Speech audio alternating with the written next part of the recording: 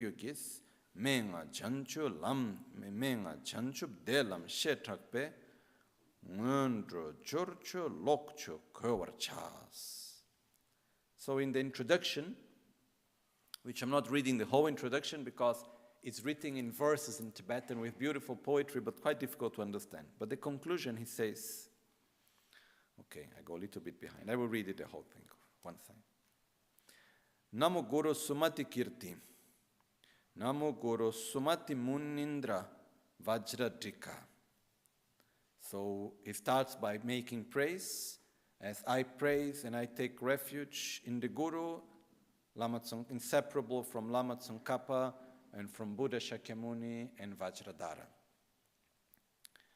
Tada gyawe sangsam tingle ningje nyewe dyokarni kangre tredu lo sang gyawa chöki solgi gyurwai chakpa rabkar ngasang töbe yangne ömi pardutra kande shapse marwe dyuten takpar ningla tsengyurchik.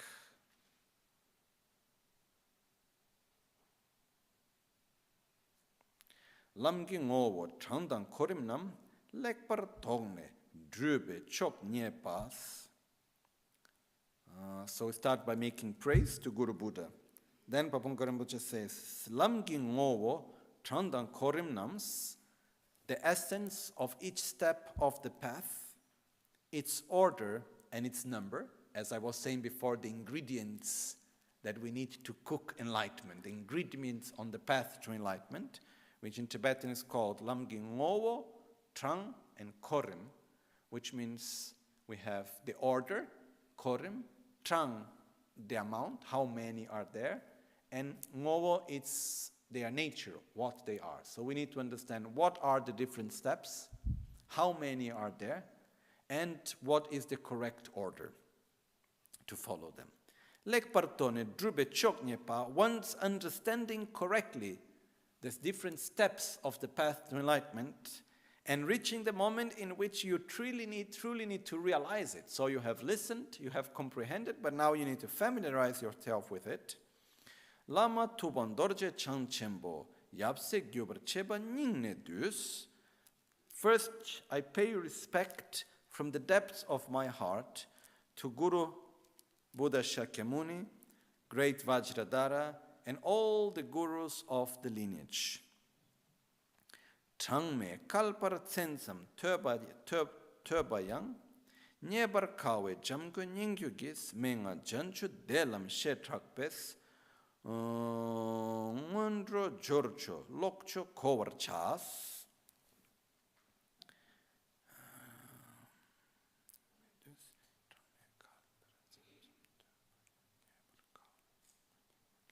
So having found this, what is called the whispered lineage of Lama Tsongkhapa, which is incredibly difficult to find. Even if we go looking for hundreds of thousands of eons everywhere, it's so difficult to find such a lineage, such teachings, which condense into the instructions of how to follow easily the steps on the path to enlightenment. In accordance to this lineage, I will here explain the 6 dharmas of preparation. Okay? So we follow the 6 dharmas of preparation in accordance to the teachings of Buddha Shakyamuni that were explained to us through the teachings of the lineage of Lama Tsongkhapa, which is called also the whispered lineage of Ganden. It's called the whispered lineage because it's a lineage that is not only written, but is also transmitted verbally, orally, from one to another. So let's see first which are the 6 dharmas of preparation. Then we will go one by one. So the first one is to prepare the place. Is the preparation of the place, which in Tibetan we call Jorwecho Tambo Nekan Chitor Chelas Kusuntugi Tentrambas. So it's preparing the place where we will meditate, because remember, here we are talking about preliminary practices, preparations to do what? To meditate. And it is done through meditation. So first we need to choose a place and prepare the place where we do our practice. So choosing the right place and preparing the right place correctly is the first part of the practice. Okay? Second is to make offerings. Is we prepare the offerings. Afterwards, we will explain why, what, how, and so on. So the first dharma of preparation is preparing the place. Second is preparing the offerings, making physically the offerings. Third dharma of preparation is preparing one's own body and preparing one's own mind. So basically, it is sitting in the correct posture of meditation, breathing meditation, bringing our own mind to a neutral state, to a peaceful state, then generating the correct motivation, which is developing love towards oneself, developing love towards others, which technically is called taking refuge and developing bodhicitta. Okay? So basically, we are preparing the body and preparing the mind for our practice, which is already a great deal of meditation here.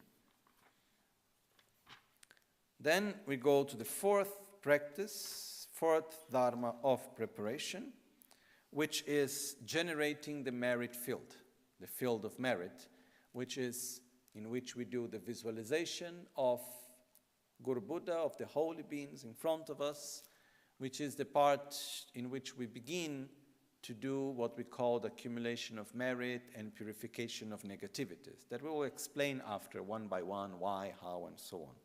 So the fourth one is generating the merit field. Okay. Then we have the fifth. Okay, once we have generated the merit field, the fifth is to make the 7 limb prayers and the mandala offering.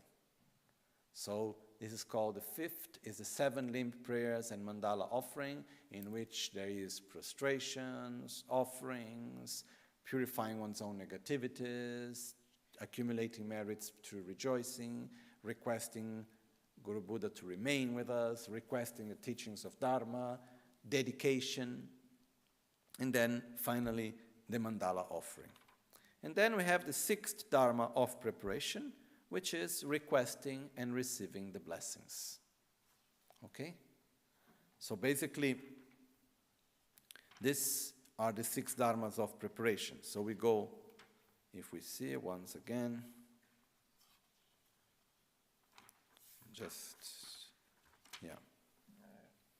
Okay. So first dharma of preparation, preparing the place.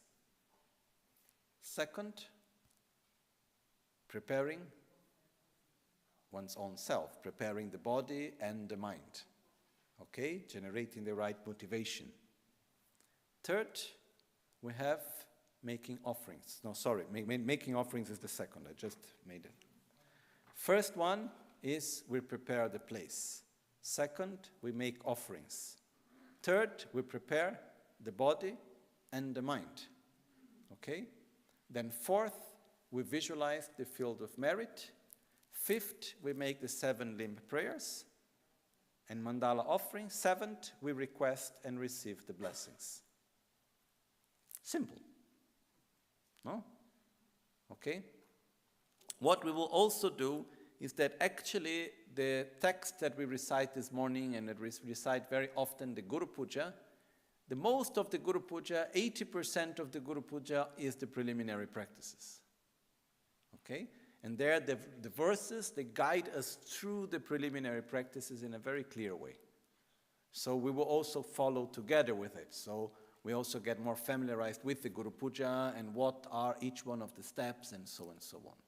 But before we go through it, let's just first of all go one moment understanding better what are we supposed to do here. Okay? If we are extremely trained, we can meditate anywhere, at any moment. But when we are not, our mind is extremely influenced by our senses. And that's why we need to create the right conditions. That's why we choose the right place. That's why we prepare ourselves for our practice by cleaning the place where we will do the practice. So the first dharma of preparation is actually very important, even though often we don't give so much importance. We think cleaning the gompa is a job for the one responsible for it. Actually, it's part of our practice. It's when we go to a place and we want to do something important there, we prepare the place. Okay? So, the first thing that we need to do is to create space in our life, in our mind, for our practice. And we create this space physically, and we also need to create space in time, which means allocate time in your own calendar, in your own agenda, in your own life. Okay? Because if we do not allocate time, we will sit to meditate and suddenly, oh, but I need to do this. Oh, but the phone is ringing. Oh, but there is this, there is that. So we need to allocate time. We need to choose and say, okay, I will dedicate myself from this moment to that moment to my own practice. Okay? And this is very, very important. So the first dharma of preparation, without entering into details now, it's basically where we create the first conditions, where we create the right environment, and at the same time where we allocate time for it, is where we make the decision, I will do the practice. So, and we treat this moment with importance, with value. Okay? It's very different when we do something and before doing the actual thing, we prepare ourselves. It makes a big difference, actually. Okay? Let's say we have a very important meeting. Okay, so what we do before the meeting? Maybe we have a shower and we wash ourselves nicely, we put a nice cloth. Oh, I have an important meeting, I need to prepare myself for the meeting nicely. If someone is coming to our house, okay, we make the house nicely because it's an important moment. So, normally when we do the preparation, we already start gradually directing our mind towards it. If we sit down to meditate without doing any first preparation, we are ready to meditate mainly maybe when we have half the way meditating. That's when we start to be ready to do it. So there is a physical part that helps a lot. We choose a place, we take care of the place, we prepare the place. That's also very important. Okay? This is something since the time of Buddha. So the first part, it's external, it's physical, but it's also moving our mind. We prepare the offerings, which later we will go through the importance of giving offerings and so on. But that's also a very important part of preparation. And it's something that here we have the opportunity to learn on a daily basis whenever there is pujas or any moment in which, for example, there is Tenzin, the monk preparing the offerings, or Geshe-la, to see how they do and to do together. Even though the next days, when we come to the moment of preparing offerings, we will do together. I will show you how to do the offerings and so on. But it by itself, it's a very important practice because we need to go to meditate. What is the main interference for our meditation? Our mental wandering. Our mind going up and down just like a crazy monkey on a tree. Even a healthy monkey, okay, but the monkey is always jumping up and down. I don't know if you have ever seen the monkey that stays in one branch of the tree. Normally monkeys are going up and down. That's why it's called the monkey-like mind, which is the mind that is always jumping from one object to the other. Okay? So the main interference we have is that our mind is going here and there and so on. So one of the first things we need slowly to do activities that helps us to bring ourselves to that moment. And the first two activities that we do is we clean the place, we prepare the place, and we make the offerings. The physical act of making offerings start to connect ourselves with the practice that we are about to do. So it's not a matter of having offerings, it's a matter of making the offerings. The process of doing the offerings, it's actually also very important for our own practice. Okay? So the first two dharmas of preparation, they are external. They are material. And but they are also very important. We should not jump them. Then, after that, we will go through the third dharma of preparation is where there is a bridge between the material and the mental, which is the correct posture of meditation. And the third dharma of preparation is extremely important to follow well every step of it. We will go through it together, but it's in the third dharma of preparation where actually we have the basis to continue to meditate well on the rest. So it's there where the main objective is to develop first a neutral state of mind, which is to develop a state of mind in which our mind is peaceful and is not completely driven by distractions. So is to be present at the present moment, to bring our mind to a state of peace, which is what nowadays most people refer as meditation. And in our tradition, it exists as meditation, but that's part of the very beginning of the preliminaries. That's the preparation of the mind. Because it is said that it's not possible to generate a virtuous state of mind if we are within an unvirtuous state of mind. If we are feeling anger, we cannot develop love. If we are feeling jealousy or envy or anxiety or fear, within any of these states, it's not possible to develop a positive state of mind. So first we need to bring our mind into a neutral, peaceful state. And this we do through breathing meditation. Okay? Then once we develop this neutral state of mind, our objective is to develop a state of mind in which first we answer the question, what do I want? What is the priority in my life? This is what we understand and what we decide in the third preliminary practice, which is when we take refuge and when we generate bodhicitta. But it's basically when we make clear to ourselves what is the goal in my life. What do I truly want? Do I want to live in a perfect world, or do I want to live perfectly in the world in which I am?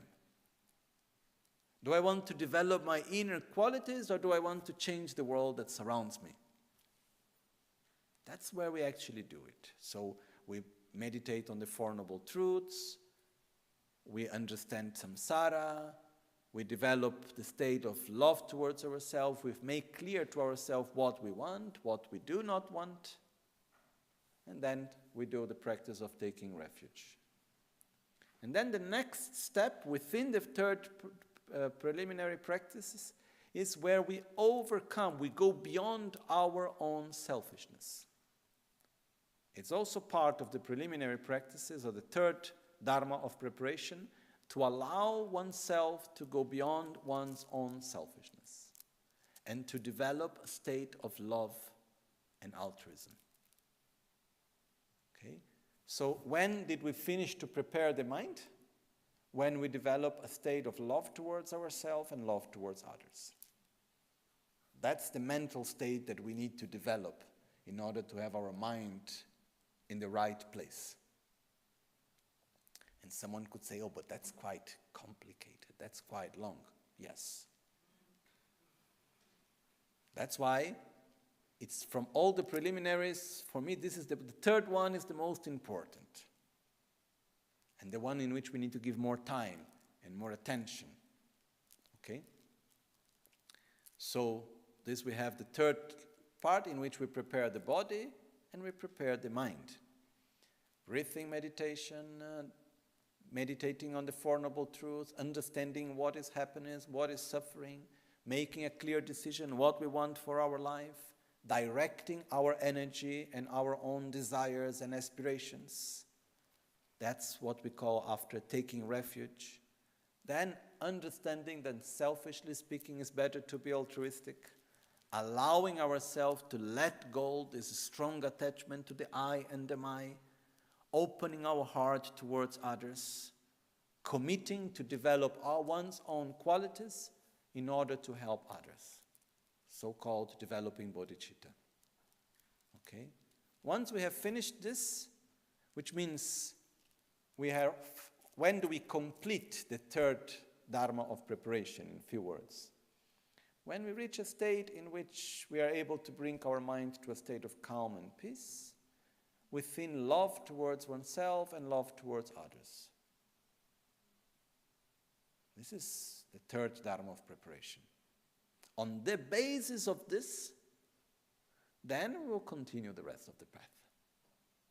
This is very, very important. Any spiritual practice that we have within Mahayana Buddhism, in order to be a practice of Mahayana Buddhism, it must be done on the basis of refuge, which makes it a Buddhist practice, and bodhicitta, which makes it a Mahayana practice.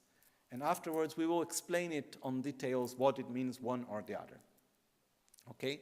So it doesn't matter what we do, if we go to study the correct view of reality, if we want to meditate on impermanence, if we need to familiarize ourselves and meditate on the preciousness of this life, or if we want to do the practice of self-healing or meditate on Heruka or whatever practice we want to do, the basis is love towards oneself and love towards others, so-called refuge and bodhicitta. This is the basis.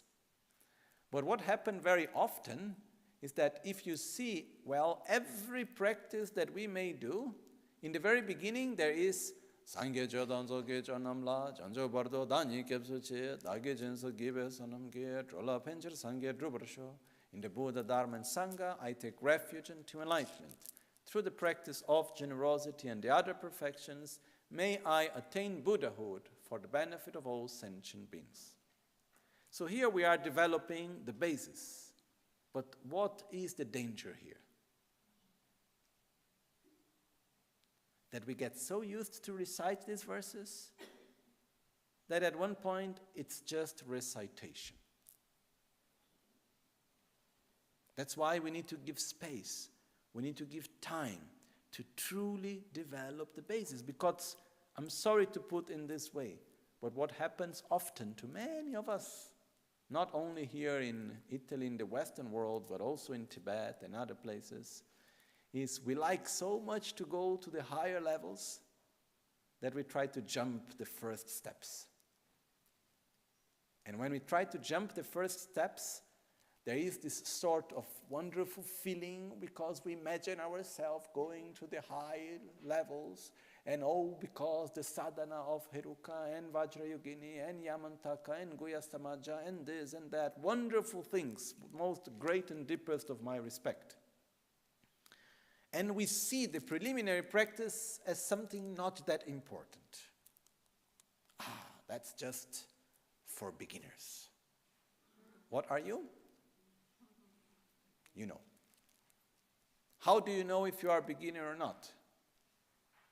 If you have spontaneity, if you're able to generate easily, without much effort, a deep state of love towards yourself and love towards others, so-called refuge and bodhicitta, within the deep awareness of the law of cause and effect of karma, within the awareness of samsara, by seeing the all-pervasive suffering as suffering, if you truly can do that in a natural, spontaneous way, then you are not a beginner.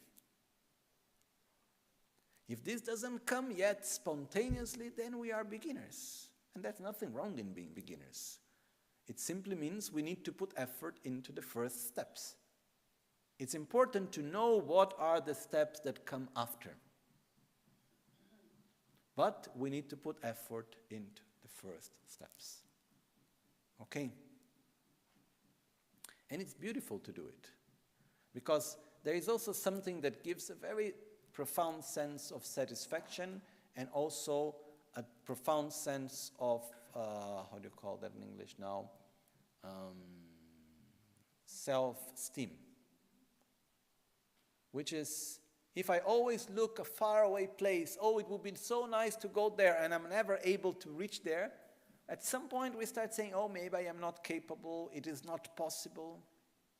When we start making small steps that respect the size of our legs, and we see that we can do that steps, that is possible, and we gradually start to see that we follow 1 kilometer after the other, and we are walking forward, it gives a particular pleasure and a particular sense of self-esteem. I can make it.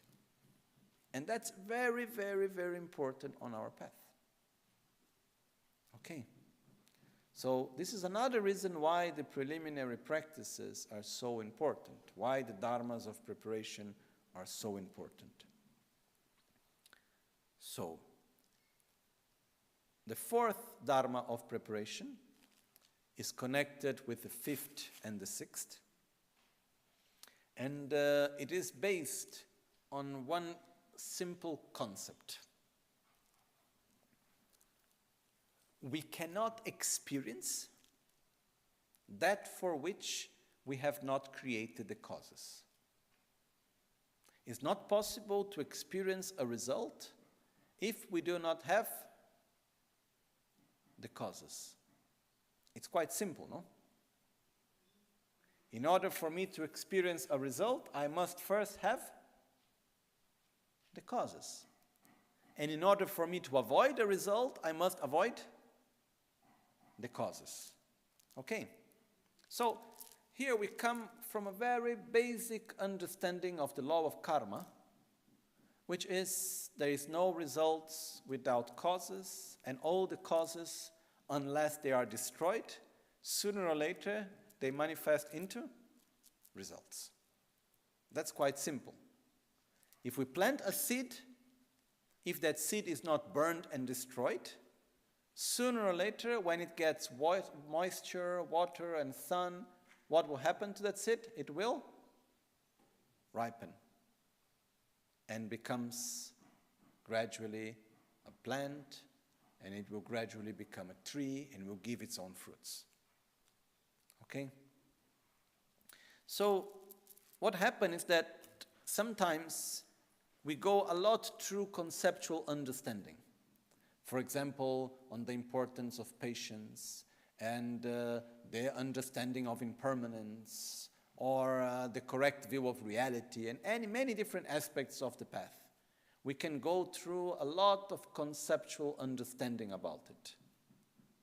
But in order to truly realize it, it's not enough only to understand, and it's not enough only to meditate. We need to have together something that we don't have a word in English to explain it, so I will try to explain it. We need to have the causes that are able to sustain, as a result, such state of consciousness. Okay? Because if we develop certain states of consciousness and mind, this will bring us a lot of well-being. But we need to have the causes that are able to sustain that experience. And this is called accumulation of merit. The word in Tibetan sonam, in Sanskrit punya, it means, which is translated as merit, which is not a perfect translation.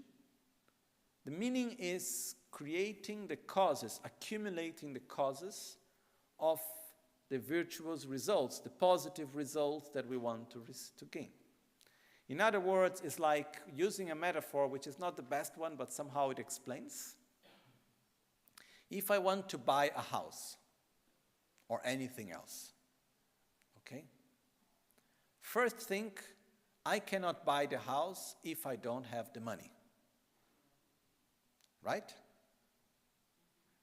So first I need the money. But normally most people, if we need to buy a house, we get the money like this, or we need to put the money aside for many years. Normally we need to put the money aside. We need to accumulate it. So once I have the full amount, then I can buy the house. Clearly? So, similar to that, if I want to experience a certain state of peace, of satisfaction, of patience, and so on, it's not enough only to do the meditation and like going to the place where you buy the house. Because I can have all the money, but if I don't go to buy the house, I cannot own the house. I still need to meet someone who is selling the house. I still need to do the process to buy the house and so on. This is the condition. The causes are all the years in which I was accumulating money. That's the money that I have accumulated is the cause. Going to the person that is selling the house, finding the right house that I want, going to the notary, doing everything that is necessary, that's the condition through which I can actually own the house. Similar to that, meditating on patience, reflecting on patience, doing all of that, it's both a cause for the future and a condition. But the result comes by having accumulated the causes in the past. In other words, in order to experience inner states of stability, of peace, of joy, we must have a solid basis. Let's say we must have a good inner bank account. We must have our inner richness of merit, so-called, of positive energy that can sustain such state of consciousness. I don't know if this is clear. Yes? No? Okay. At the same time, we need to avoid allowing ourselves to enter into negative cycles. Okay? Because if I start entering into a negative cycle, it becomes quite difficult to get out of it. So, for example,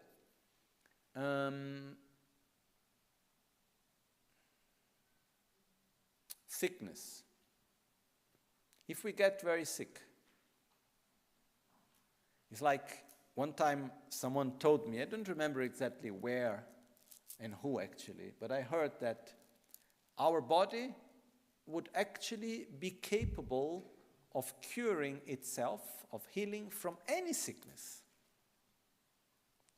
But it needs one very strong condition, a state of very strong happiness and satisfaction. If we are deeply and strongly happy and satisfied, this boost up our whole system of, I call in English now, our immune system is boosted up by that, and then we can cure any disease. But normally when we get sick, we are happy and satisfied? No. We are unhappy and worried and so on. And what does sadness and worries and anxiety do to our immune system? Make it to go down. And by this we enter into a vicious cycle. The more I am sick, the more I am sad and worried. The more I am sad and worried, the more strength I give to the sickness. And it's a vicious cycle. Okay? So, normally, when we experience the result of the so-called negative actions, the way how we interact with the conditions is by creating more negative actions. Okay? What are negative actions and what are positive actions? Negative actions are the actions that bring result, that the interaction with that action will bring a result of suffering and, suffering basically, physical and mental suffering. Positive actions are actions that the interaction with it will bring, on a middle, long term, mainly, well-being for the body and mind. Okay? So, one important thing on our path is that, we can have all the conditions to meditate and everything there, but if we have suddenly very sick, it's difficult. If we have some very strong negativity that ripens and then we enter into an inner cycle of worries and anxiety and fear and so on. First, we need to finish that before we can meditate on anything truly. So one of the parts of the preparations is that we need to boost up our positive energy. We need to accumulate merits. We need to accumulate the causes in order to be able to sustain our own inner development. And we need to avoid the negative causes that will make us to enter into negative cycles, which is called normally accumulation of merit and purification. Okay? So the fourth and the fifth Dharma of preparation are very strongly connected to this. So, in order to be able to familiarize myself with the path to enlightenment, I need to have first a basis of love and compassion towards myself and others. I must accumulate the causes. I must have a solid basis on which to build up the path. And I need to avoid the negativities that might make me fall into negative cycles which will take me away from my path. It's clear, no? Then, on top of that, we need to connect ourselves with the path and with what is virtuous. And this is meaning when we call requesting the blessings. We will explain it more later, but that's also a very important part. Okay? So basically, when we talk about developing the preliminary practices, practicing these dharmas of preparation, it means developing an inner state of peace in which we love oneself and we love others, in which we are deeply committed to our path to enlightenment. Then we accumulate positive energy, we avoid negativities, we purify our negativities, and we create the connection with the path by requesting and receiving the blessings. That's putting it into a few words. Which means, when are we truly ready to meditate on emptiness or to meditate on the generation and completion stage of Tantra or other things? When we have this inner state of refuge and bodhicitta, this state of peace with love for oneself and others, when we have a solid basis of merit and we are not falling into negative cycles, and we have a strong connection with the path, with the lineage, we have received the blessings, that's when we are ready. Okay? So, how do we do it? One step after the other. So, again, first Dharma of preparation, prepare the place. Second, make offerings, prepare the offerings. Not make the offerings, prepare the offerings physically. Third, prepare the body and the mind. Sit in the correct posture, breathing meditation, taking refuge, generating bodhicitta. Prepare the body and the mind. Third, generate the merit field. Okay, so visualizing the merit field, generating the field of merit, which is the visualization of Guru Buddha. Fourth is we have, fifth, yes. Fifth, we have the fifth is where we do the part of accumulation of merit and purification through what is called the 7 limb prayers. 7 actions that we need to do. Okay? And mandala offering. Sixth, request and receive the blessings. Okay, so these are the dharmas of preparation. So let's start with the first. Do we have a clear picture of what are the 6 dharmas of preparation? Okay? And why they are important? First reason why the 6 dharmas of preparation are important, which I didn't say before. Imagine that we have a bow and an arrow.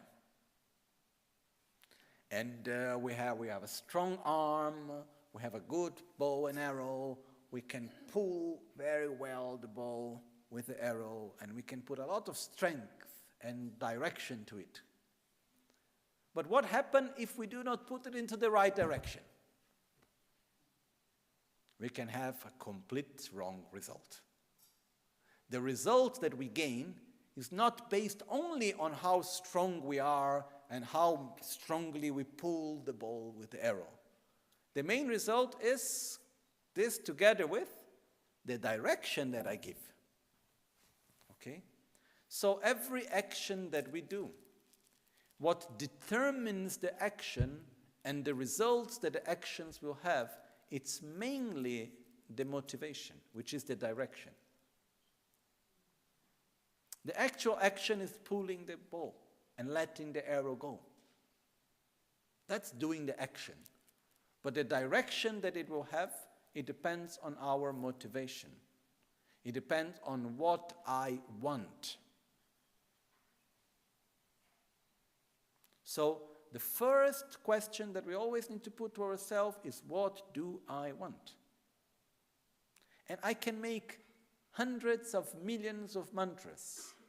I can meditate for thousands of hours with the most perfect concentration. But if I do not have the right motivation, it is not taking me to the right place. Okay? For example, is it possible to recite mantras and to meditate in order to be the famous meditator? Is it possible or not? Sure. Is it possible to recite mantras because I want to develop some sort of power? Is it possible to recite mantras because I want to gain a lot of money? Sure. I can do hundreds of millions of mantras. If I do with that motivation, it's a full mundane practice. It will not take me one half step on the path to enlightenment. I can study all the teachings of Buddha and memorize everything. And I can explain everything by heart. If I just want to be the great scholar, and I don't have the right motivation, it will not take me one half step on the path to enlightenment. I can know all the practice of Tantra, and I can meditate on the generation and completion stage. I can know all the subtle energy channels, and I can even be able to control my subtle energies. If I do not have the right motivation, it will not take me not even half step on the path to enlightenment. There is a story of one man in Tibet.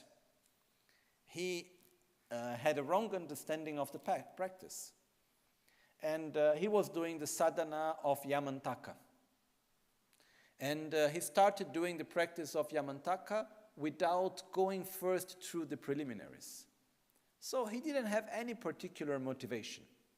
There was no refuge, no bodhicitta. He was just visualizing himself as Yamantaka. And he did it for a long time. And it is said that when he died, he was reborn as a sort of spirit that looked like Yamantaka. Okay, Yamantaka is this practice with this deity called Yidam that has this appearance which is quite strange somehow. It has 9 heads, 34 arms, 16 legs, in the middle of fire with many weapons. It's quite fearful image actually. With a lot of meaning. If we do it in the correct way, it's incredibly powerful. But it can only be done in order to be done correctly on the basis of love and compassion, of refuge and bodhicitta. So, if we do not have the right motivation, It doesn't matter what we do. We can dedicate our whole life being the best Buddhist.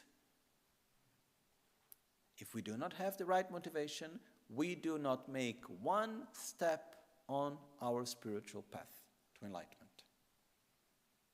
We can bring other sorts of momentary benefits, but we are not going to walk on the right path. Is this clear? So how important is to generate the right motivation? It's fundamental. Okay?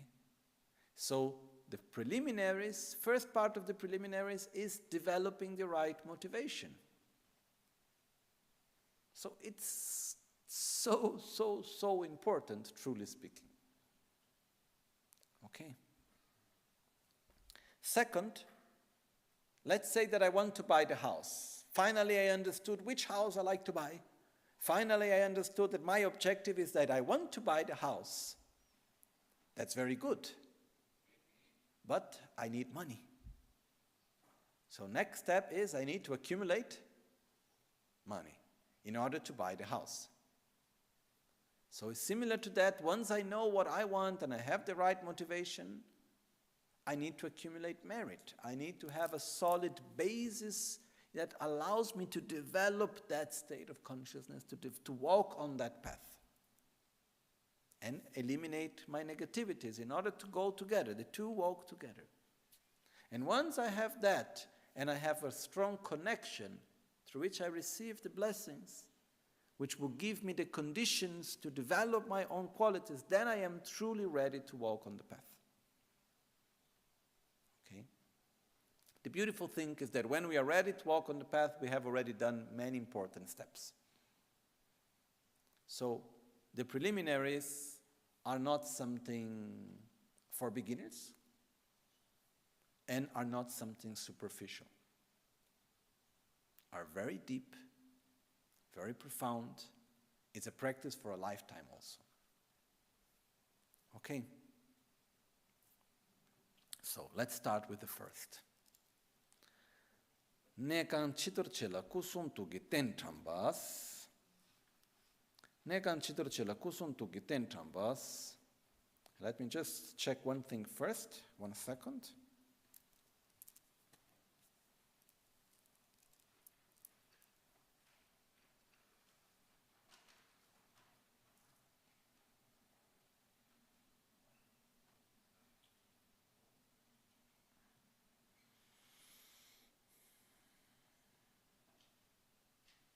Okay.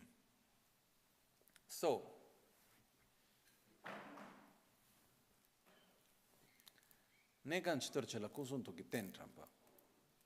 first of all, we need to clean the place where we'll do the practice. But before doing that, we need to choose the right place. Okay? Generally speaking, when choosing the place where to meditate, where to do our practice, it is important to choose a place where we feel comfortable. This is the first thing. It's a place where we feel safe and we feel comfortable. That's important. It's a place in which we are free from strong interferences, especially in the beginning. The more we go on the path, less things can become interferences to us. Okay, so first of all, what is an interference? Interference is something that does not allow us to do something else. It interferes, it blocks the way.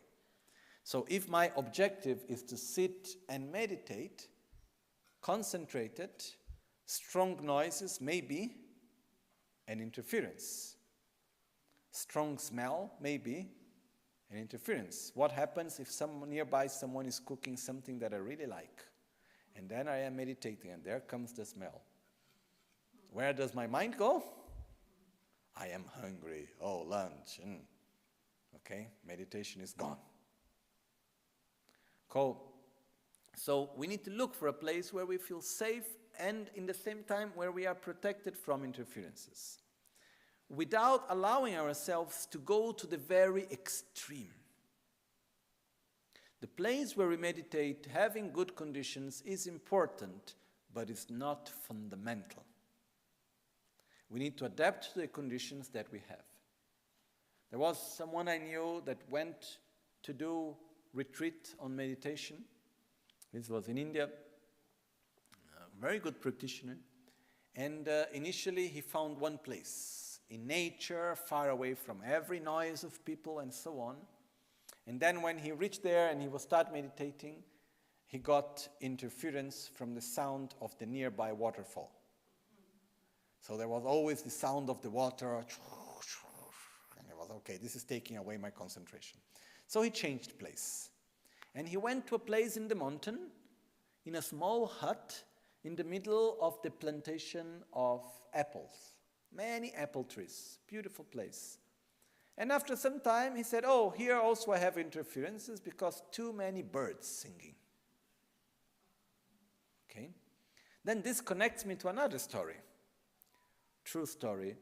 There was made one retreat center into the, where is it? Scotland.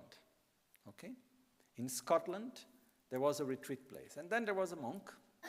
He was there to do retreat in a very beautiful place, silent, no one there. And then one day he was meditating, and nearby there, it's a route. Actually, it comes to be a route where military planes go by. So one day he said he was meditating, and then a fighter jet passed. He felt like on top of his head. The description was like if his body was cut by half with the sound of this very fast plane passing there. So what he did is he said, okay, I will make a place which is interference-proof, meditation place. So he excavated under the ground a sort of cave. So he made under the ground a very nice cave with all the conditions there where any sound from outside would come. And he was very proud of his meditation place under the ground, completely isolated from everything so that his mind could be peaceful. And he could meditate correctly. And he was very happy of it.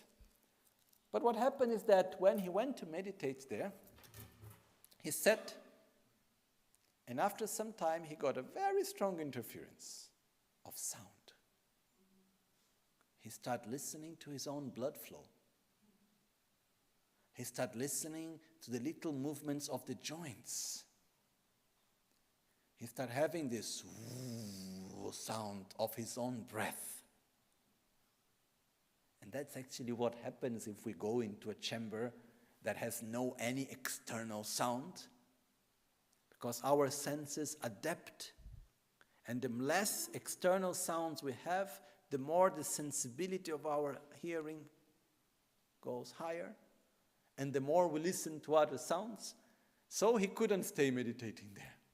And then he left that place. So this is what I want to say with that, is that if we project that in order for me to meditate, I must have the perfect condition, this perfect condition will never come. So we need to find a place in which there are some basic conditions. Okay? And here there is something that I like to add, which is my own feeling and understanding. We are influenced also by the places in which we are, the nature, the characteristics of the places. That's why it is said that first of all, we must choose a place that has been blessed. That's the best. It means to choose a place where before other people did meditation there and had good results, where great masters have passed. Okay? So like in Tibet, there is the tradition of people that wants to meditate very seriously. They go to the meditation caves and retreat places where the masters of the past have meditated. Okay? Here we have the fortune of having a place with all the necessary comforts that have been blessed for many, many times by many great masters and so on.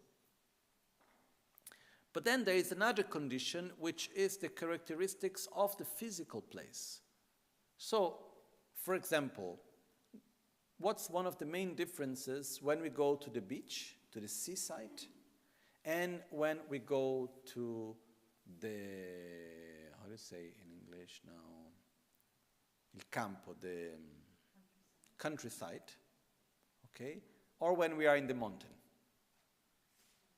Do we feel the same in these three places? No.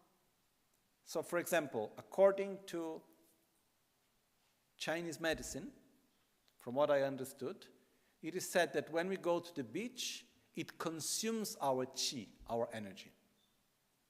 Which is very good if we are overstressed with too many thoughts. So when we are completely stressed up and we go to the beach, somehow it drains away that tension. Okay? But it drains away our energy also. So it's not a good place truly for meditation. Okay? When we go to the countryside, it gives us more energy. The countryside gives more energy. No? Like when we go to the beach and we stay the whole day, by the end of the day we are quite tired. Even if we don't do anything, we just sit there, look at the water, take some sun. And by the end of the day, are we tired? Quite a lot, no? And when we go to the countryside, we have more energy. Okay? The mountain gives more energy, but at the same time, the highest we go in the mountain, the more peaceful our mind becomes. That's my experience. When we go to high mountains, this constant inner dialogue pacifies. You should do your own experience. I don't know if it has something to do with the oxygen that is missing. I don't think so. But the places where we go have an influence in our body and mind. So when we look for a place to meditate, we should try to do it using it for our own advantage. Okay? It's like when we meditate in a place that has been blessed, that is in nature, it has one type of influence.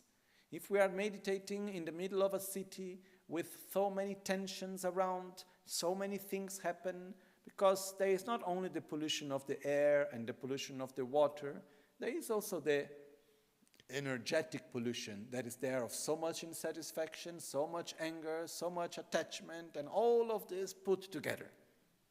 Oh, like if we are in an apartment, there is someone living up, someone living down, someone living on the left, someone living on the right, someone living in the front, someone living, that's everywhere.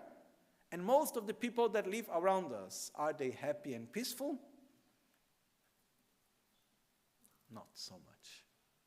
So every state of mind, it generates energy. And we influence each other. Okay? So I don't want to put fear on anyone. Oh, you are in a city, careful, whatever.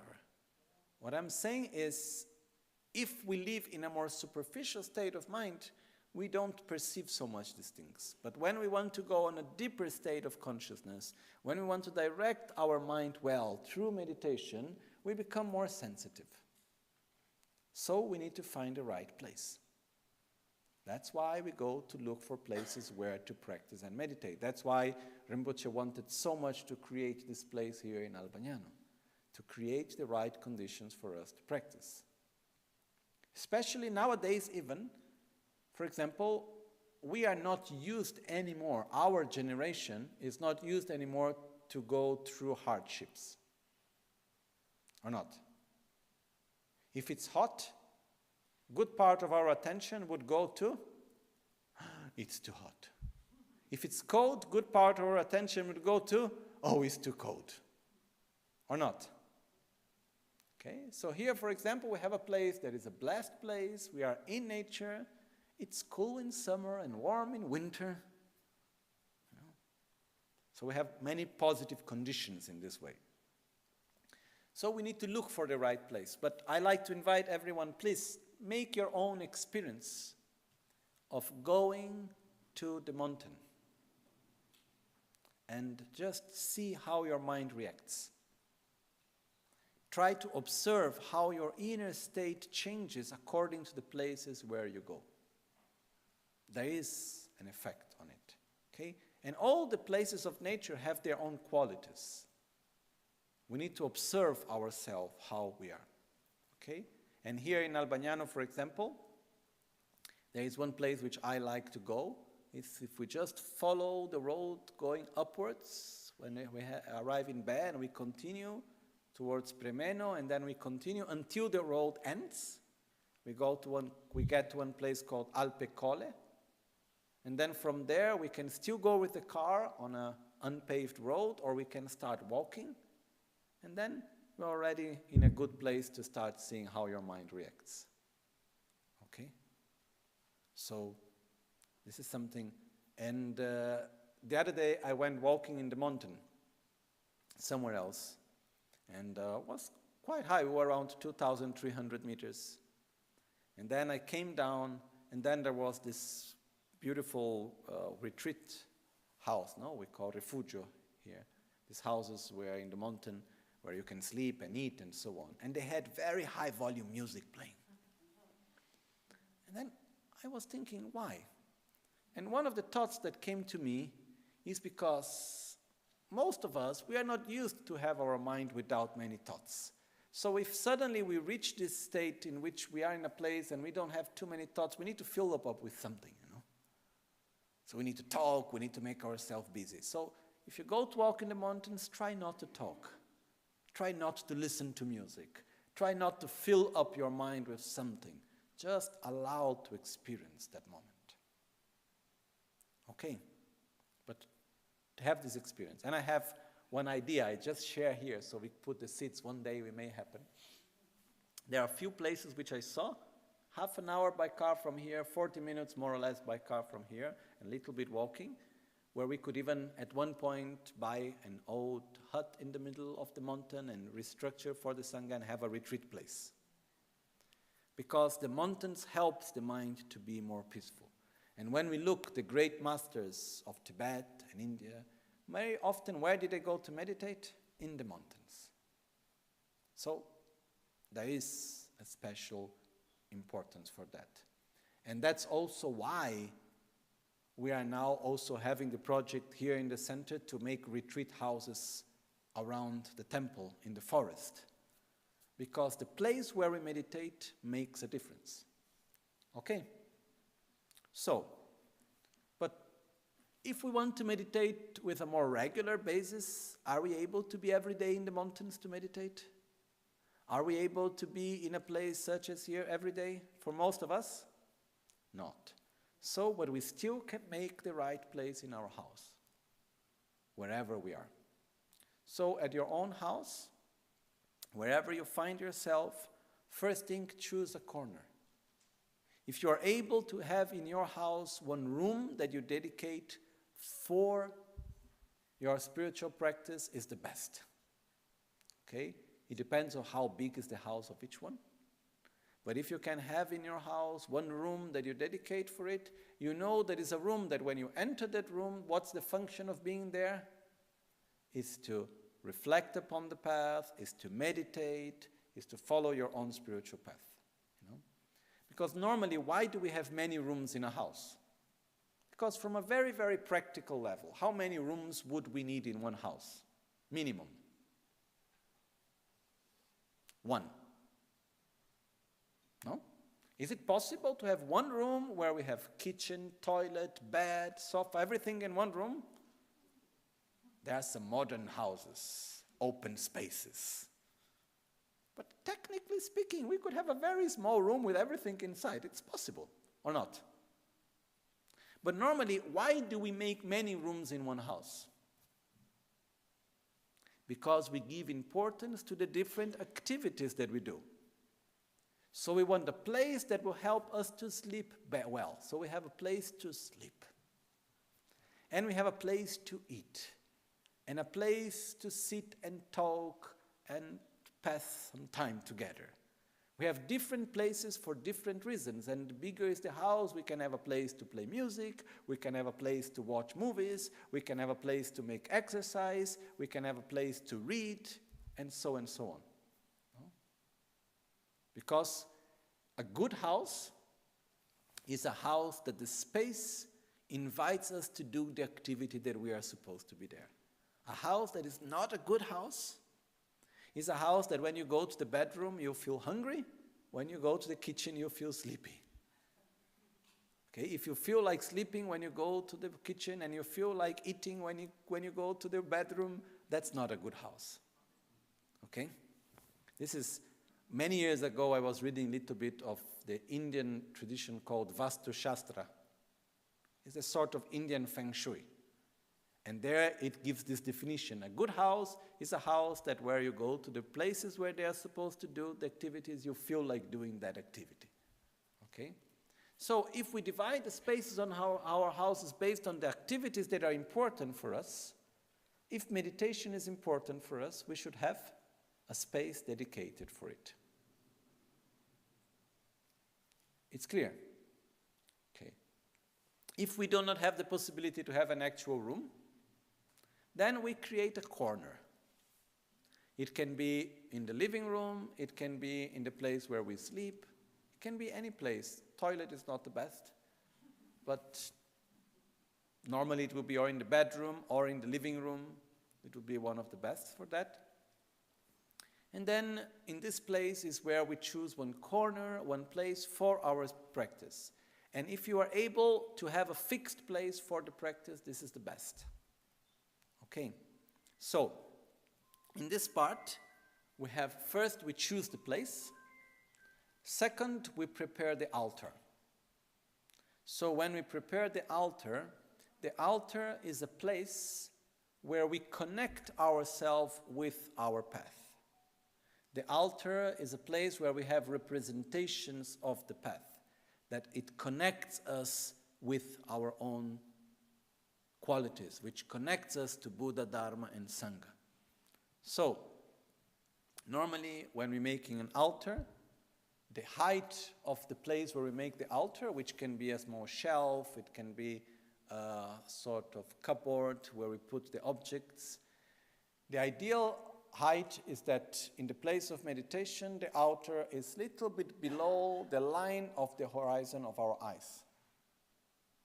It is said that if we put the altar, which the name of the altar is also said to be the basis of visualization. It's like what helps us to visualize. If the altar is too high, when we sit, we have the tendency to look upwards. And this will give us more mental agitation. If the altar is too low, that's not respectful.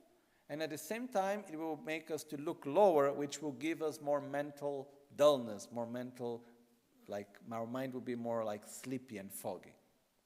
So we should be at the height that when we sit, we have the head slightly downwards in the height of the horizon of our eyes. That's the best height where to put the altar, according to the height where we sit. In the altar, we have a minimum which we put the representation of enlightened body, speech, and mind. So, basically in the altar, we have our goal. We have what we want to develop, which is we want to develop an enlightened mind, a pure mind, an enlightened body, and an enlightened speech. So in the altar, we have an image of Buddha, or an image of any manifestation of Buddha, any aspect of Buddha, or an image of our Guru representing all holy beings. But there is an image of the body. It can be a statue, it can be a painting, it can be a drawing. We have there. Then we have one part which represents sacred speech, which is a sacred text. The sacred text that we place, it can be the text on the gradual path to enlightenment as Lamrim. It can be a book of self-healing. Normally what we do also is when we have a small altar in our house, we have one place where we put the statues and the images, and above it we have where we put all the books of the Dharma books. Normally we place them above, okay? Reminding ourselves that from all the refuge, we take refuge in the Buddha that shows us the path, and we take refuge in the Dharma that is the actual refuge. So, in this way, we put the Dharma books above the altar, or on the sides, depending on the type of furniture that we have, okay? And then we have something to represent the enlightened mind, the pure mind. And here we can have or one stupa, a small stupa, or we place a vajra and a bell. Oh, we can have the dorje and the bell that we place in the altar. Okay, the dorje and the bell we're looking towards the dorje and the bell is on our right side, the vajra is on our left side, with a little face that is drawn here in the bell, looking towards us. Okay, this is representing Prajna Paramita. Anyhow, so we have the dorje and the bell, or the stupa, a holy text, sacred text, and an image of Buddha, of our Guru, of Tara, of any form of manifestations of Buddha. This is the minimum that we have in the altar. Then we can add things. Basically, in the altar, we put that which connects us to our path. Okay? And we can have images of the different Buddha manifestations according to the different practices that we do. We can have different texts, different objects which have holy objects with blessed objects also we can have in the altar. It's important somehow to create a connection with the altar, to make it somehow something alive, not something that is static there and that we never relate to it. Okay? Even like in the Hindu tradition, there is one Hindu tradition, I never seen this in Buddhism, but in one Hindu tradition, they go to the extent that the images that they put in the altar, like the statues, in the morning you change clothes. So you have the pajama for the night, then in the morning you change the clothes, then you have winter clothes, summer clothes, and then you change the clothes in the statue and do this type of thing, as if you were doing truly to the actual deity, okay? We don't go to that extent in Buddhist tradition. I've never saw anything like that, at least. There is the tradition of offering clothes, but you don't change the clothes according to the hour of the day or the period of the year. But there is this thing of creating a place in the house that represents our spiritual path.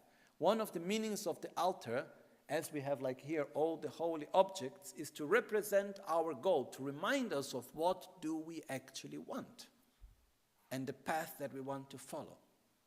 Okay? I heard, for example, that one great master, he had one altar, but the only thing that was in the altar was a mirror, nothing more. Actually, he had a mirror and an airplane, little small airplane there. But the main object of the altar was the mirror. The mirror was because the mirror reminds oneself of the illusory aspect of reality. So was to realize the true nature of reality. And the airplane was because he used to travel a lot to teach Dharma, so he was very grateful to the airplane, because this could allow him to go everywhere to teach the Dharma. But the main object was the mirror. But normally, traditionally, we have these three main objects, okay? So we have an image, which can be a statue, which can be a painted image. Normally, when we have a painted or a picture, behind we write Om Ahum, which can be written or in Tibetan or in phonetic, which Om Ahum, it's symbolizing the body, speech, and mind of all Buddhas. And when we have a statue, possibly we fill up the statue with all the different mantras. There is a specific way of doing it. And if we do not have a statue which is filled up with mantras and we have no ways how to do it, we can always fill it up with incense, with stones, with crystals, with holy objects also, until the moment in which we can put the actual mantras inside. So, in this way we prepare the altar, okay? So in the moment that we have the altar there, with the objects, and at the same time we have chosen the right place where to be, then we have the next step of preparation, which is cleaning the place. Cleaning the place, it's a very important part of the practice. Okay?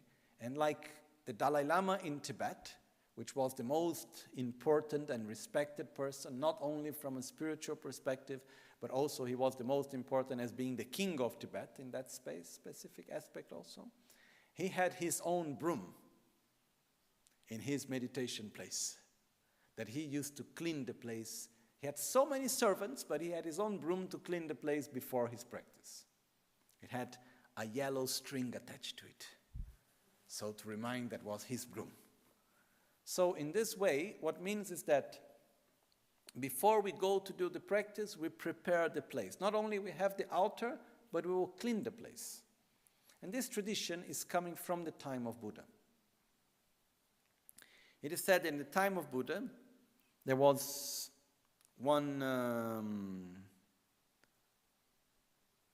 two brothers. Actually, okay, we start the story from the beginning. I will make it short. We'll not go into many details, but making it in few words, there was one family. And whenever they had a child, the child will die very soon. Would not survive few days. So very premature death of most of the child. So they went once to a sage, and this wise person said to them, look, okay, when the next child is born, you should take the child, give the child in the hand of a young girl, and this young girl should take the child to a big road, to a crossroad, and anyone that comes to that crossroad, you should ask for blessings for the child. So they did, and when the first child, this boy, was born, they gave the boy to a very dedicated girl, and she took the boy. She walked a long way to find a road where many people would pass, and she went to a big crossroad, and she was asking everyone to bless. And everyone passing was saying, oh, may you have health, may you be intelligent, may you do whatever positive things is they were giving their blessings to this child. And they came back, and the child came to have a long life. He survived the time that others didn't, and he was a very intelligent and very sensitive, a wonderful boy. And they gave the name to the child Lamchen in Tibetan, which means big road. He was taken to a big road, so his name was Big Road. Okay, and some years after, they had another child. So what they did with the other child, they did the same thing. They called the girl and say, oh, please, you take the child to a crossroad and ask for blessings. But this girl was a bit lazy, and she didn't want to walk so far. So she ended up in a small road where almost no one was passing. So the boy didn't receive that many blessings from people, and the name that was given to this boy was Lamchung, small road. Okay? So his name was given Small Road. And what happened is that on one side, Big Road was incredibly intelligent, the same way that the one was very intelligent, the other one was very dull. Small Road had no intelligence at all. So at one point, Big Road met Buddha and became a disciple of Buddha. And he entered the monastic Sangha and started learning the Dharma and practicing, and he became quite a prominent practitioner and teacher inside the Sangha and so on. So at one moment, this other boy wanted to follow his brother because Small Road had his brother as his idol. So he said, I want to follow the same path that my brother is going. So Small Road went there to Buddha and wanted to become a monk, and he was accepted in the Sangha, and he became a monk, and he was put under the guidance of his brother to teach him and so on. But the problem was that Small Road was really not intelligent. So he needed to learn the prayers in the beginning. And the first prayer is, I take refuge in the Buddha, I take refuge in the Dharma, I take refuge in the Sangha. Simple, no? So in Tibetan we say, Lama la kyapsuchu, Sangha la kyapsuchu, Cho la kyapsuchu, Gender la kyapsuchu. And what happened is that he would go around and he would need to repeat loudly, Namo Gurubhye, Namo Buddhaya, Namo Dharmaya, Namo Sanghaya, no, in Pali, whatever language it was, in Pali in that case. So, and what happened was that when he would learn, Buddham Sharanam Gacchami, I take refuge in the Buddha, he would learn that well. Then next day he would need to learn, I take refuge in the Dharma. But when he learned, I take refuge in the Dharma, he already forgot the line to say, I take refuge in the Buddha. And he would repeat it for so many times that even around them, all the peasants that were taking their cows and planting the field and so on, they would listen to him repeating, I take refuge in the Buddha, so many times. They already learned by memory all the prayers, and he could not still learn them. So one day his brother, Big Road, was a bit desperate. He said, I don't know how to teach you. It's useless. I tried with good manners. I tried being strong with you. I tried being kind with you. I used all the methods I had. It's impossible to teach you. You are so stupid. So Big Road lost patience and somehow said to him, you are too stupid. It's impossible to teach you. And he completely lost patience. Then Small Road got very upset because he said, wow, I could even make my brother lose patience. I am completely a case without any hope. I am a completely hopeless case. There is no point that I stay here giving so much burden to my brother and I cannot do anything. So he started crying and he left to go away because he didn't want to be a burden to his brother and the Sangha anymore. As he was going away, he met Buddha on the way. And Buddha looked at him and asked, oh, my child, what is going on with you? And he said, oh, Buddha, I am so sorry. I go away, I take away the burden. You know, I'm just a problem to everyone. I cannot learn anything. I am useless, and so on. And Buddha looked at him and said, no, no, no, I have a job for you. I have something that you can do. And he was said, wow, really? He said, yes, yes, come with me. You see this place here where all the monks come to do their early prayers and meditation, where they all gather, the assembly hall, the Gompa? Your job is to clean outside. You just need to clean. That's all you need to do. And he was so happy. So he took the broom and he would stay all the day cleaning. And when he finished cleaning one area, he will go to the next. And when he finished the next, the first one was dirty again. And he will stay his whole day cleaning around happily. And he would just clean and clean and clean. And one day, as he would go on cleaning, he suddenly got a realization. And he understood, as he was saying, 1 second, where is the phrase? I have it written here. He said, Dulni sadul main döcha dul, dulni döcha mingte dulgiming, kebatagi dulte nampangbas, teni sangetenla pak yin. This is a translation in Tibetan, which means something like that. The dust is not actual dust. It's the dust of attachment, unlimited attachment and desire. The dust that I need to eliminate is my actual attachment and desire. The wise ones abandon their own attachment and unlimited desire. That's to be mindful of the path of Buddha, of the teachings of Buddha. So he started cleaning and understanding that what Buddha told him that he needs to clean was not the external dust, but that he needs actually is to clean his own attachment, anger, fear, and so on. And as he continued cleaning physically, he was seeing that all the dust that he would put aside was actually eliminating his own defilements. And he did it eagerly, with a lot of joy, more and more, again and again. And he would start spontaneously like singing, saying, I am not cleaning just the dust is not the dust of the ground, the dirt is the dirt of my own anger.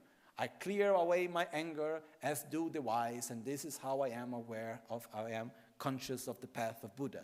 And he was doing this all the time. And by this, gradually, the more he did it, the more his mind starts to become more and more clear.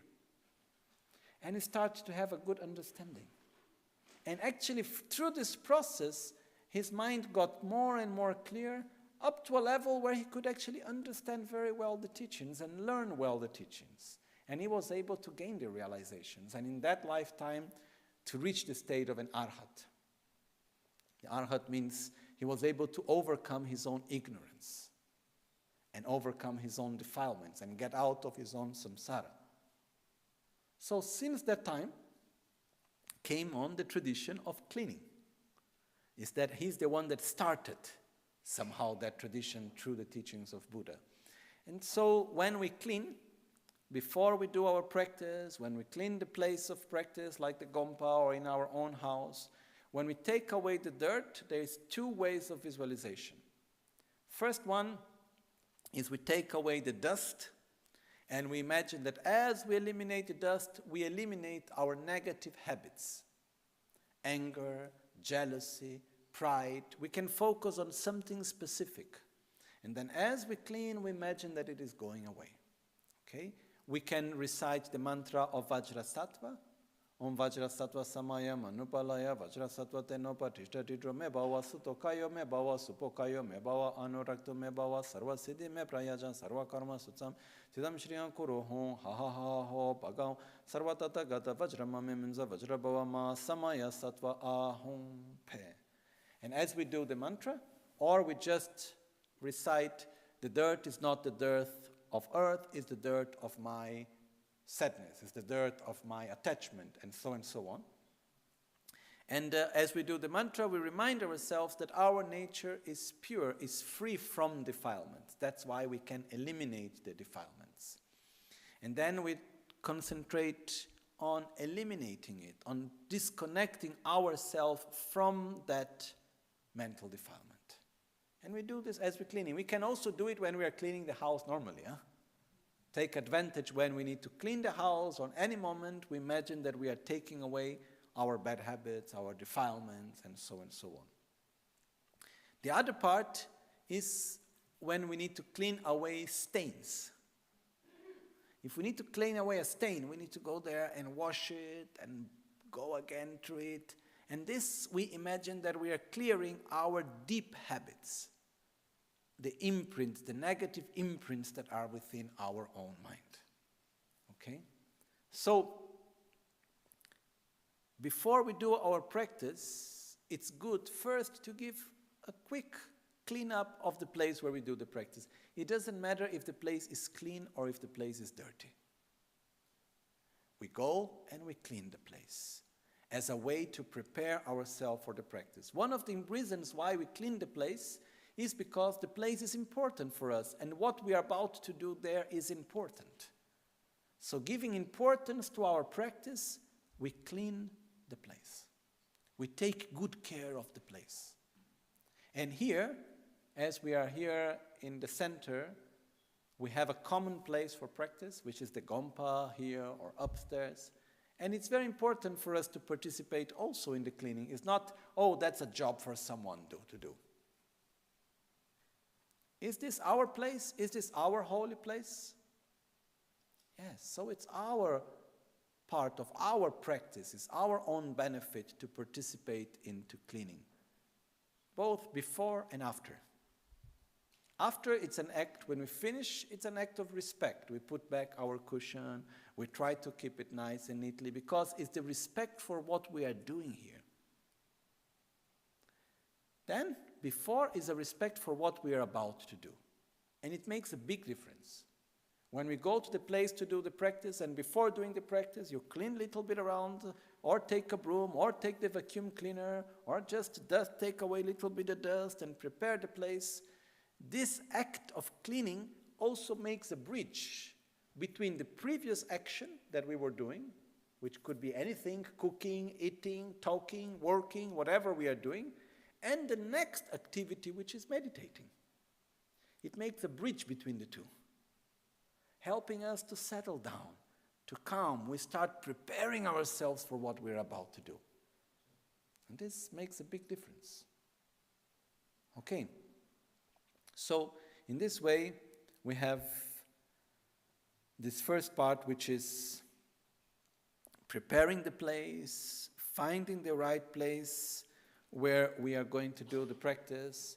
If we don't have even a corner where to do our daily practice, we can have one small piece of cloth or a cushion that we only use for our meditation practice. That we, whenever we are going to do, we place that cushion and we sit on it. And we keep that cushion as something very precious, that we only use for that. We don't use this cushion for other activities. We only use it for our spiritual practice. or when we are going to read and reflect about the Dharma, or listen to teachings, or meditate, we only use in that context. Okay, so in this way we complete the first Dharma of preparation. And I really like to emphasize the fact of cleaning the place, of relating to the altar, and the fact of really going there and cleaning the place in the best of our abilities. And this is something that is important, because even in our house, when there is a place that is important for us, do we keep it clean or do we leave it dirty?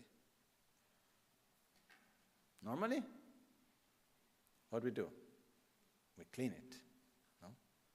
So it's something that, and I repeat once again, it's not the responsibility of someone to do. Let's say that we are very rich and we have many servants cleaning our house for us. We say, okay, meditation time, clean the room for me. No. It's part of our practice. It's like when one time the great master Atisha, he was in Tibet and he was already old and sick and he was about to die not so much time after. He was already quite old and weak. And one day he was standing up in front of the altar making the water offerings. And his legs were shaking because it was difficult for him to be there physically. So some of his disciples, they were there and they said, "Oh, Master, don't worry, please you sit, we make the water offerings for you." He just looked to them calmly and he answered, "Do you want to also to eat for me?" In the sense, I am making these water offerings because this is what I need. It's good for me. So what's the point you doing it for me? So in the same way, the point is not that the place of meditation must be clean. The point is ourselves, preparing ourselves for our meditation, for receiving the teachings, for our practice, and we do that by cleaning the place, by taking care of the place. Okay? And this is something that is of benefit for each one of us. We don't need to point the finger to others, "Oh, you are not cleaning the place." We need to look if we do it in the best of our own abilities. Okay?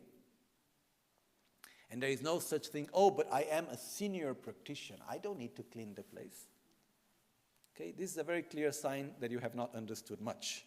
I'm sorry if I am direct in this way.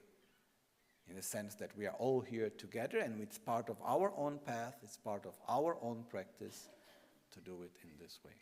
So that's why we prepare the place where we meditate. And again, this is an important process of making the bridge between our daily activities and our meditation. Otherwise, we sit to meditate and our mind is still in what we were doing. And we need to have this moment in which we go. And this moment is done by preparing the place, choosing the place, cleaning the place, preparing the altar, cleaning the place, and then preparing the offerings, which we will see tomorrow. But that's the next step that we need to do. Okay? So those that know the mantra Vajrasattva, you can do the cleaning with Vajrasattva. If you don't know the mantra of Vajrasattva, you can learn it. Or you can also just think, I am cleaning, and you can make your own verse even. You can say, the dirt is not the dirt of the ground, the dirt is the dirt of my own. Then you choose which is the defilement that is more strong in that moment. Is the dirt of my sadness, is the dirt of my anger, is the dirt of my arrogance, whatever. By cleaning away this dirt, I clean away my arrogance, I clean away my anger. And in this way, I follow the path that Buddha have shown. Okay? And in this way, we go around cleaning. And in this way, it makes a much difference. Even there is one friend. She said that she made one test. This is just, how to say, something between. She said that she would do her daily cleaning of the house, but she was quite lazy to do cleaning, actually. So she did one test. And she saw that when she would do the cleaning with the right attitude of the whole house, reciting the mantra Vajrasattva with attitude, the house would stay clean for a longer time. When she did the cleaning without the right awareness, the house would get dirty faster. Okay, I don't know if it's true or not. That's what's her perception, at least. So was one more incentive to do it with the right awareness, okay? But just something that we need to try, and it's important also to integrate in every aspect of our life the practice. And one aspect of our life is clean. Is washing ourselves, is cleaning. This is also part of it, okay?